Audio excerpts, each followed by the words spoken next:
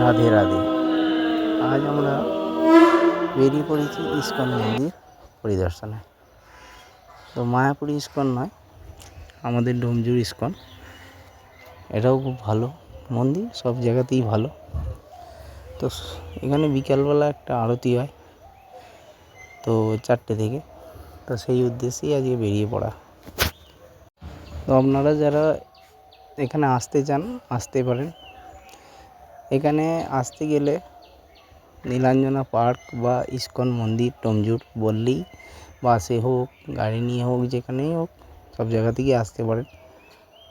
তো হাওড়ার দিক থেকেও আসতে পারবেন, আমতা এদিক থেকে হরিপাল সব দিক থেকে আসা যাবে। তো এখানে নেমে 1-2 মিনিটে হাঁটে যেতে হবে বাঁদিকে। তো আমরা এখন বেরিয়ে পড়েছি, আমরা যাই, আপনারাও দেখুন আমরাও দেখি। তো এখানে এলে দুপুরবেলা এলে দুটো জিনিস একসঙ্গে হবে। এক হচ্ছে এখানে নীলাঞ্জনা পার্ক আছে, সেই পার্কটা ঘুরে দেখতে পারেন। তারপরে ওখানে হয়ে যাওয়ার পর বিকালবেলা মন্দিরে যেতে পারেন। ঘন্টা এখানে 1 ঘন্টা 1.5 ঘন্টা মন্দিরেই কেটে যাবে। তো এই যে পার্ক নীলাঞ্জনা পার্ক, এইটা সামনেরটা, এরপরেই ইস্কন। তো আমরা এখন মন্দিরে প্রবেশ করব। আর যদি আপনারা ভিডিওটা পুরো দেখবেন, যদি ভালো লাগে তাহলে সাবস্ক্রাইব করবেন, ফলো করবেন। তো আমরা এখন গাড়ি বাইরেও পার্কিং করা যাবে, ভেতরেও করা যাবে। ভেতরেই রেখেছি, ভেতরেই রেখে এখন মন্দিরে প্রবেশ করব। তো মন্দির এখন বন্ধ আছে, তো এই জন্য একটু বাইরেটা ফটো তোলা হচ্ছিল। তো এই জায়গাটাও বেশ ভালো, বসে একটু টাইম পাসও হবে। আর আমার ছেলে বলছে যে ফটো তুলবো, তো এই জন্যই ওকে বললাম ফটো নয় ভিডিও করে দিচ্ছি, দাঁড়া। ওই জন্য যাচ্ছিলো, তারপর বললো টুপিটা ধরো। টুপিটা ধরে ও স্টাইল দিয়ে দাঁড়াবে, আমাকে ভিডিও করে দিতে হবে। ও ছোটোখাটো ভিডিও করে, নিজেই ব্লগ বানাবে। আমরা এখন মামা বাড়ি যাচ্ছি, এখানে যাচ্ছি ওখানে যাচ্ছি, তো একদিন ওর ভিডিও দেবো। তো আমরা এখন এগোই, মন্দির খুলে যাবে এবার। আচ্ছা, আমি এরপরে এই প্রথম বড় ভিডিও ছাড়লাম। তো এরপরে কোন জায়গায় যাব যদি আপনারা কমেন্ট করে জানান, আমি যেতে পারি। তো আমার তো ইচ্ছা আছে আরও অনেক জায়গায় ভিডিও বানাবো। আপনারা সাথে থাকবেন, তাহলে আমি বানাতে পারবো। আর এই হচ্ছে দুন টেকনো স্কুল, একদম পাশেই। কালকে এখানে ক্যানিভালও ছিল। তো এখানে একটা হনুমানজি মূর্তি আছে, যেখানে ঘুরে নিচ্ছিলাম, প্রণাম করলাম। এই পুকুরটাও খুব ভালো, বেশ লাগছিল। তো এখানে ঘুরছিলাম, কেননা মন্দির এখনও খোলেনি।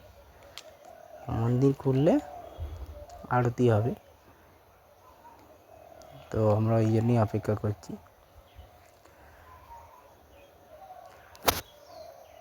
এখানে আমার ছেলে জিজ্ঞাসা করছে যে মন্দির কখন খুলবে। আমি বললাম এবার খুলবে, 4টে বাজে মন্দির খুলে গেছে। তো এবার রাধা মা, কৃষ্ণ ভগবান সবাই দর্শন পাবো। শঙ্খ বাজিয়ে পর্দা খোলা হবে, এটা খুব সুন্দর লাগছিল। এই সময়টা এত সুন্দর মনটা লাগছিল, ভালোই লাগছিল। আপনারা আসুন, ঘুরে যান ইস্কন মন্দিরে, ভালো লাগবে। আমার তো খুবই ভালো লাগছিল, আমার ছেলেও খুব আনন্দ করছিল, ফ্যামিলিরও অনেক দিন ধরেই যাবে করছিল, যাওয়া আর হয়নি। ওই জন্যে আজকে ভাবলাম বেরিয়েই পড়ি। জয় রাধে রাধে রাধে রাধে, জয় শ্রীকৃষ্ণ রাধে। আহ, এই মুখ দেখেই শান্তি। আপনারা তো ভালো লাগলে লাইক করবেন, কমেন্ট করবেন, জানাবেন কেমন লাগলো আমার ভিডিওটা। আর অবশ্যই সাবস্ক্রাইব করবেন, সাথে থাকবেন, পাশে থাকবেন। এবার আরতি আরম্ভ হয়ে যাবে, ওই জন্যই সবাই অপেক্ষা করছে, আমি অপেক্ষা করছি। খুবই দেখতে ভালো লাগছে, খুবই ভালো লাগছে। এতটা শান্তি আপনারা দেখুন আরতি শুরু হয়ে গেছে।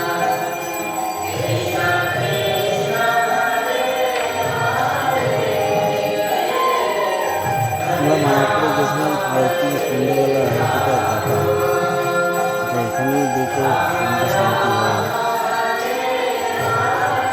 ভাবছি মায়াপুর যাবো, একবার সে ভিডিও আপনাদের শেয়ার করবো, কোথায় থাকলাম, কী করলাম। প্রথমে এসে ঘুরে যান সন্ধ্যেবেলা আরতি।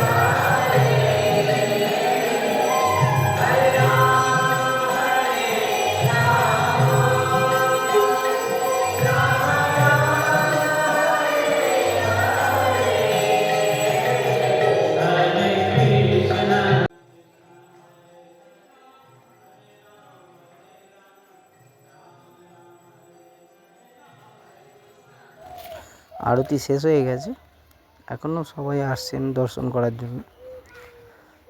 এই মাত্র আরতিটা শেষ হলো, আমরাও এবার আরতি শেষ হওয়ার পরে ঘরের দিকে রওনা দিচ্ছি। ভিডিও ভালো লাগলে অবশ্যই লাইক, কমেন্ট, শেয়ার করবেন আর সাপোর্ট করবেন একটু।